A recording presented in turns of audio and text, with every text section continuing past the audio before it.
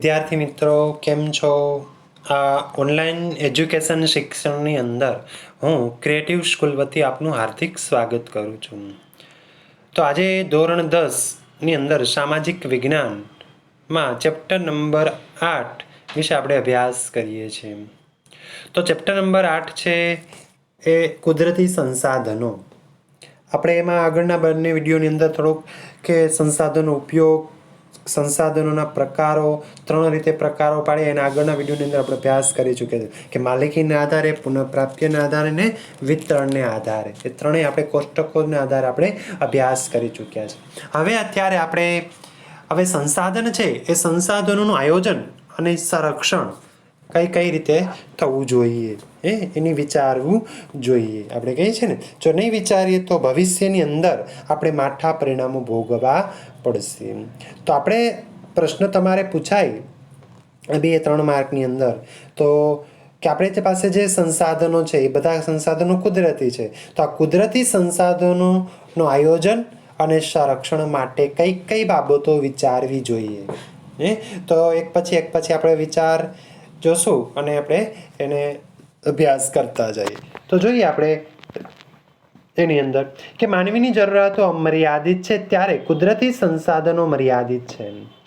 છેલ્લા 100 વર્ષમાં માનવી દ્વારા આજે વિજ્ઞાન અને ટેકનોલોજી ક્ષેત્રે થયેલ અસાધારણ વિકાસથી અને ભયંકર આજે વસ્તી વિસ્ફોટથી સંસાધનોનો વપરાશ ખૂબ જ વધી ગયો છે. જો આ પરિસ્થિતિ વિશે આપણે ગંભીરતાથી નહીં વિચારીએ તો ભવિષ્યની અંદર આપણે માઠા પરિણામો ભોગવવા પડશે. એટલે જ તો ભવિષ્યની પેઢીઓ માટે સંસાધનોનું આપણે સંરક્ષણ કરવું અને આપણા સૌની ફરજ એ છે કે સંસાધનોનું સંરક્ષણ કરવું એટલે સંસાધનોનો વિવેકપૂર્ણ આપણે ઉપયોગ કરવો, વેડફાવો નહીં. એટલા માટે આપણે એનું આયોજન કરવું જોઈએ. તો કઈ રીતે ઉપયોગ કરવો આપણે સંસાધનોનો? આજે માનવીની જરૂરિયાતો અમર્યાદિત છે, ક્યારેય સંતોષ થવાની નથી. કેવી છે? જરૂરિયાતો અમર્યાદિત છે. ત્યારે કુદરતી સંસાધનો આપણે જોઈએ એ પ્રમાણમાં જોઈએ તો કેવા છે? મર્યાદિત છે, ગણ્યા ગાંઠિયા છે. આપણે કહ્યું આગળ જોઈ ગયા વિતરણને આધારે એકલ સંસાધન તો ખાલી ક્યાં ગ્રીનલેન્ડમાં જ મળે છે, વિશ્વમાં એક જ જગ્યાએ, બીજે ક્યાંય નથી મળતો, તો મર્યાદિત છે.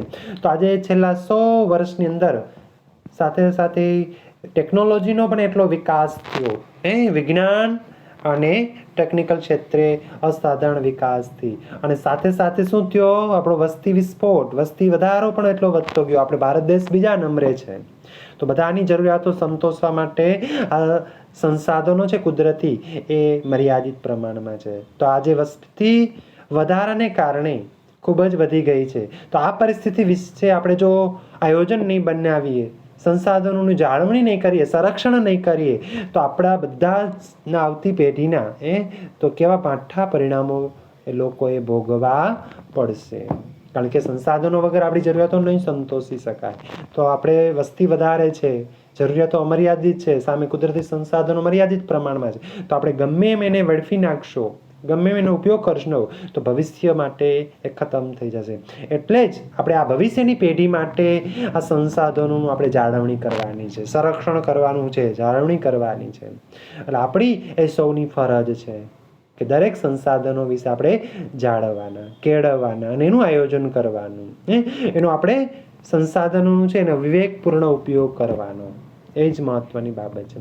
ત્યાર પછીના પેરેગ્રાફ, સંરક્ષણ શબ્દનો સીધો સંબંધ આપણે સંસાધનોની અછત સાથે જ જોડાયેલો છે. આપણે સંરક્ષણ શબ્દ વાપરીએ, સંરક્ષણ શા માટે શબ્દ હોય કે જ્યારે સંસાધનોની માત્રા ઓછી હોય ત્યારે જ આ શબ્દનો ઉપયોગ આપણે થઈ શકે, એની જાળવણી કરવી પડશે. અને સીધો શબ્દ આપણે સંસાધનોની અછત સાથે જોડાયેલ છે. આજે વર્તમાનમાં જે રીતે દોહન થઈ રહ્યું છે તે પ્રકારે સંસાધનો આડેધડ દોહન અને વિવેકભર્યા વપરાશ જો ચાલુ રહેશે તો વિકાસ અને વર્તમાન જીવન સ્તર જાળવી રાખવું લગભગ આપણા માટે કેવું રહી જશે? સ્વપ્ન જ. કારણ કે આપણે જેમ આવે એમ વેડફી નાખશું, વાપરી નાખશું, દોહન એટલે વપરાશ થઈ જશે, આડેધડ સંસાધનોનો ઉપયોગ કરશું અને જો અવિવેકભર્યો આડેધડ આપણે ઉપયોગ કરશું તો ભવિષ્યની અંદર આવતી પેઢીની અંદર આપણા એવો વિચાર છે કે વિકાસ અને આપણું વર્તમાન જીવન સ્તર ઊંચું લાવવા માટે એ ખાલી આપણે એક સપન જ બની જશે. આપણે ઊંચું લઈ આવી શકશું નહીં. ખ્યાલ આવ્યું? તે માટે તેનો વિવેકપૂર્ણ ઉપયોગ કરવો સંસાધનનો, આપણે કહીએ વિવેકપૂર્ણ ઉપયોગ કરવો અને તેનું સંરક્ષણ અને પુનઃ ઉપયોગી જેવી બાબતો તેમાં સમાવેશ થાય. જ્યારે કોઈ વૃક્ષ કે જીવનના અસ્તિત્વ પર સંકટ હોય ત્યારે તે માટે ગોઠવેલ વ્યવસ્થાપનને આપણે શું કહેવાય? સંરક્ષણ કહેવાય. આપણું જીવનને ટકાવી રાખવા માટે વૃક્ષ જરૂરી છે. કે વૃક્ષ કે જીવનના અસ્તિત્વ પર સંકટ હોય ત્યારે તેની માટે આપણે શું કરવી જોઈએ? વ્યવસ્થા કરી, જાળવણી કરી, એનું આયોજન કર્યું, એને આપણે સંરક્ષણ કહીશું. તો કઈ કઈ બાબતો સંરક્ષણ સાથે જોડાયેલી છે એ જોઈએ. સંસાધન આયોજન અને સંરક્ષણ માટે જરૂરી બાબતો સમજાવો. આ પ્રશ્ન પૂછાય તો આ જ મુદ્દા લખવાના છે તમારે 1, 2, 3, 4, 5. બરોબર? તો પહેલો મુદ્દો છે કે સૌથી પહેલા કોઈ એક દેશ કે પ્રદેશને એક એકમ ગણી તેનો ઉપયોગમાં લેવાયેલા અને હજુ વપરાયેલા કે સંભવિત સંસાધનોની ઉપલબ્ધિ અને વિશેષતાઓ બાબતે જાણકારી મેળવવી જોઈએ. કોઈ પણ દેશ આખો લઈ લો, ભારત દેશ લઈ લો, કે ભારત દેશની અંદર કોઈ પણ એક પ્રદેશ લઈ લો, એની અંદર જે ઉપયોગમાં લેવાયેલા કે વપરાયા વિનાના, કીધું ને ઉપયોગમાં વાપરે છીએ, ઉપયોગમાં લેવાયેલા અને હજુ વપરાયેલા કે વપરાયા વિનાના પેડા છે, વિનાના અને સંભવિત સંસાધનોની પ્રાપ્તિ માટે કે જે ભવિષ્યમાં કેટલા સંસાધન, આજે કોલસો છે તો કોલસો કઈ જગ્યાએ પ્રાપ્ત થાય છે, તો એ કોલસો ભવિષ્યમાં ક્યાં સુધી રહેશે, કેટલા સમય સુધી ભવિષ્યમાં એની સંભવિત પ્રાપ્તિ છે, એ માટે આપણે એના ગુણધર્મો વિશે જાણકારી મેળવવી જોઈએ. એના વિશેષતાઓ આપણે જાણી લેવી જોઈએ. તો એ તો આપણે એની જાળવણી કરી કહેવાય, તો એનું આપણે સંરક્ષણ કર્યું કહેવાય. તો આપણે અત્યારે મળે છે તો વાપરો તો વાપરશો તો 2 વર્ષમાં ખતમ થઈ જશે. પછી તો એની આનો સમય કેટલો છે એ બધું વિચાર લેવી જોઈએ. ત્યાર પછીનો બીજો મુદ્દો છે, જે સંસાધનોનું પ્રમાણ મર્યાદિત કે અનવીનીકરણ છે તેનું વૈજ્ઞાનિક ઢબે દોહન કરવું જોઈએ અને તેનો વપરાશ અનિવાર્ય હોય ત્યાં જ કરવો જોઈએ. અનવીનીકરણ એટલે પુનઃ અપ્રાપ્ય. આપણે જોઈ ગયું આગળ વિતરણમાં જોયું હતું ને, જે બધી જગ્યાએ ફરીથી ઉપયોગમાં થઈ શકે છે એવું નહીં. કોલસો છે, ખનિજ તેલ છે, કુદરતી વાયુ છે, આ બધા પુનઃ અપ્રાપ્ય છે, અનવીનીકરણ છે. તો આ જે સંસાધન કહેવાય એનું પ્રમાણ છે મર્યાદિત છે. બરોબર? તો તેનો વપરાશ છે આપણે વૈજ્ઞાનિક ઢબે વિચાર વિમર્શ કરવો જોઈએ અને જ્યાં જગ્યાએ જરૂરી છે, અનિવાર્ય છે, એટલે ફરજિયાત છે, તે જગ્યાએ આ સંસાધનનો વપરાશ કરવો. ત્યાર પછીનો, જે સંસાધનોની માત્રા વધારી શકાય તેવા વિકાસ માટે પ્રયત્નો કરવો જોઈએ. એટલે આપણે એનો અર્થ શું કહેવાય કે જે સંસાધનોનું પ્રમાણ વધારી શકાય તેમ હોય, જે સંસાધનો છે, દાખલા તરીકે આપણે કહીએ કોલસો, તો કોલસોનું પ્રમાણ હજી ભારતની અંદર વધે છે, અથવા ગેસ, તો કુદરતી ગેસનું પ્રમાણ હજી મળી રહે એમ છે. તો જે સંસાધનોની માત્રા એટલે કે જે સંસાધનોનું પ્રમાણ વધારી શકાય તેમ હોય તેવા સંસાધનો, એટલે તેના વિકાસ માટેના પ્રયત્નો કરવા, એટલે તેવા સંશોધનોનો વિકાસ માટે સઘન પ્રયત્નો થવા જોઈએ. ખ્યાલ આવ્યું? એના જ રીતે પ્રયત્નો કરવા, વધારી શકાય મને.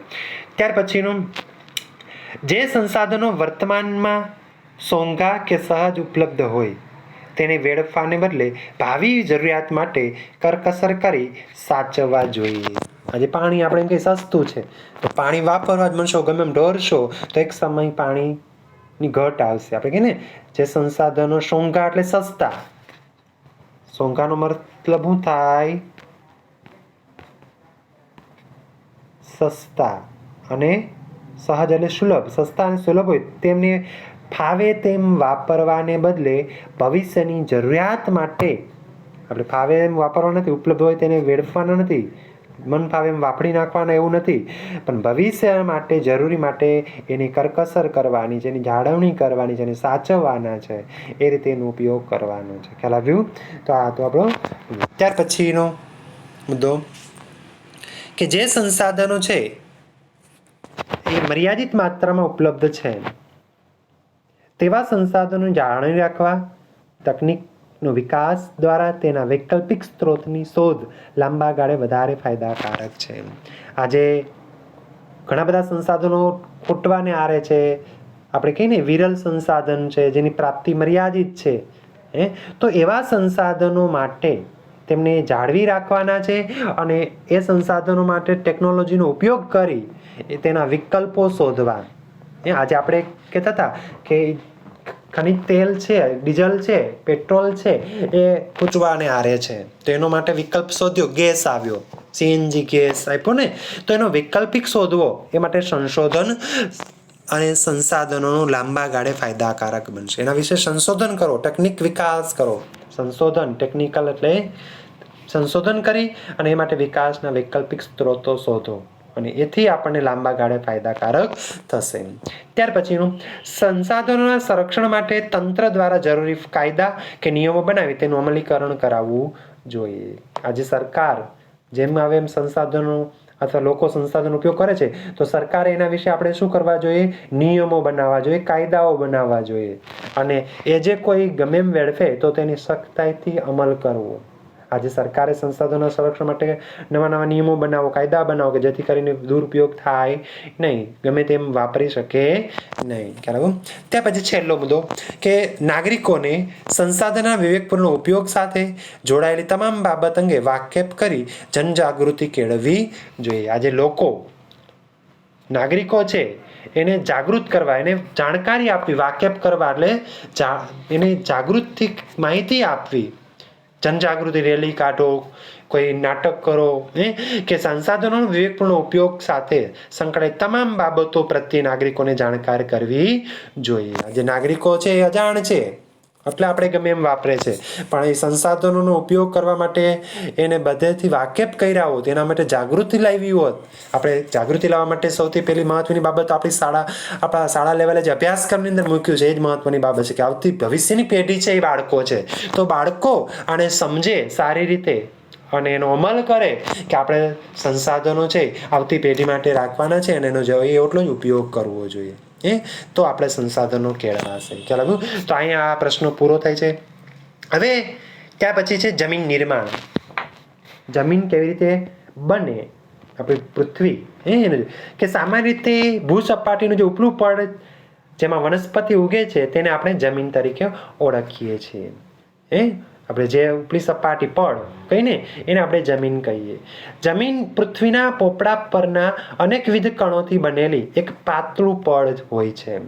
ઘણી બધી પૃથ્વીના પેટાળની અંદર બને કે ક્યાં ક્યાં છે, જો તેમાં ખનિજો, ભેજ, હ્યુમસ, સેન્દ્રિય તત્વો તથા હવા વગેરે મળેલા હોય છે. આપણે કહીએ છીએ ને કે ખનિજો, ભેજ, હ્યુમસ એટલે શું કહેવાય? હિમ આપણે કહીને ખ્યાલ આવ્યું, એ હિમ, એ બાબતો અને ખનિજો, સેન્દ્રિય તત્વો અને હવા, આ બધું જ એ પૃથ્વીના પેટાળની અંદર ભળી અને જમીનનું નિર્માણ થાય છે. માટીની નીચે તેમાં મૂળ ખડક સ્તરો આવેલા હોય છે, જે જમીનનું નિર્માણ મૂળ ખડકોના ખવાણ અને ધોવાણથી મળતા પદાર્થોથી થાય છે, જેમાં જૈવિક અવશેષો, ભેજ અને હવા ભળે છે. અન્ય રીતે કહીએ તો જમીન ખનિજો અને જૈવિક તત્વનું કુદરતી મિશ્રણ છે. તેમાં વનસ્પતિના વૃદ્ધિ અને વિકાસ કરવાની ક્ષમતા જોવા મળે છે.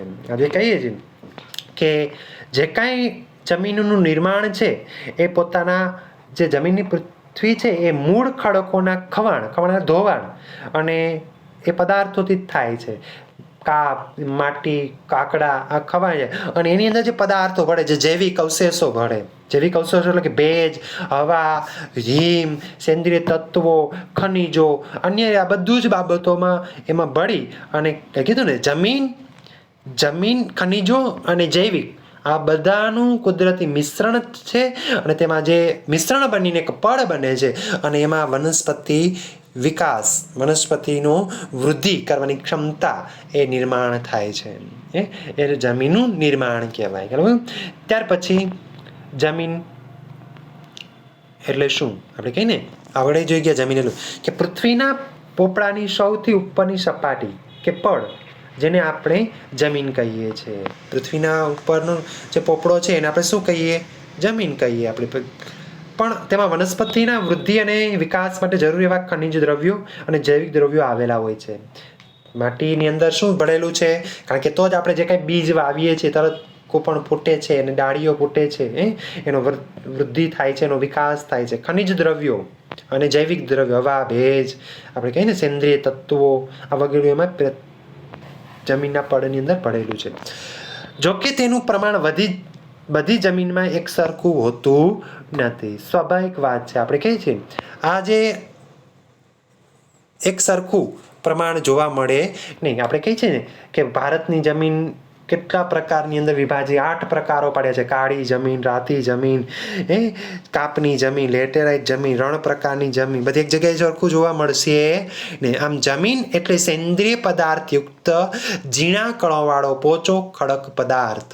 પોચો ખડક પદાર્થને આપણે જમીન કહેવાય છે. અર્થાત એમ કહેવાય કે ભૂપૃષ્ઠ પરના જે માતૃ ખડક અને વનસ્પતિ દ્રવ્યોના મિશ્રણથી બનતા અસંગઠિત પદાર્થનું પડ ને જમીન કહેવામાં આવે છે. ખ્યાલ આવ્યું? ભૂપૃષ્ઠ માતૃ ખડક એટલે શું? મુખ્ય ભૂસપાટી એ માતૃ ખડક કહેવાય. એમાંથી બધી ખવાણ થાય છે, ધોવાણ થાય છે. એમાં અમુક કાકડાવાળા એક બાજુ જાય છે, માટી એક બાજુ જાય છે, કાપ એક બાજુ, અને જુદા જુદા જમીનના પ્રકારો એની અંદર પ્રાપ્ત થતા જોવા મળે છે. અને આ સંગઠિત તત્વો છે. એક સરખી આખા ભારતની અંદર એક જગ્યાએ એક જ જમીનનું મિશ્રણ જોવા મળતું નથી. આ જે પડ બને છે ઉપલું, એને આપણે જમીન કહીએ. કે સપાટી મૂળ ખડકોને ધસારણ અને ધોવાણના પરિબળો તોડી તેનો બારીક ભૂકો બનાવે અને આ ભૂકા કે ચૂર્ણમાં જે વનસ્પતિ તથા જીવજંતુઓના વિઘટન કે સડવાથી બનેલ સેન્દ્રિય તત્વો તેમાં ઉમેરાય છે.